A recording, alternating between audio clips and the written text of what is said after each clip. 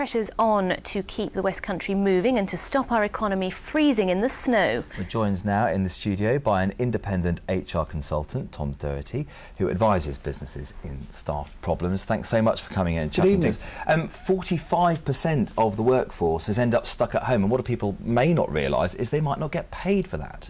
Inevitably, right? it's a huge figure. I mean, that's half of all industry, of course, and the basic level really is that someone is contractually obliged to come into their workplace.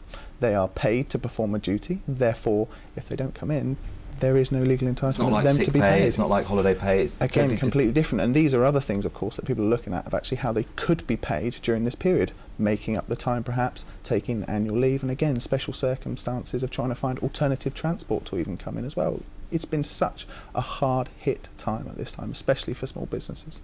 What about, though, parents who perhaps could get to work but they can't because their children aren't allowed to get to school? What situation are they in? Again, with so many schools closed at this time as well, it puts extra pressure on a parent. Actually, there is a certain piece of legislation which we talk about, it's a statutory instrument called time off for dependent emergencies. However, again, this is unpaid. Do you think bosses will pay that out of goodwill? A bit like Scrooge otherwise in all this snow, don't they?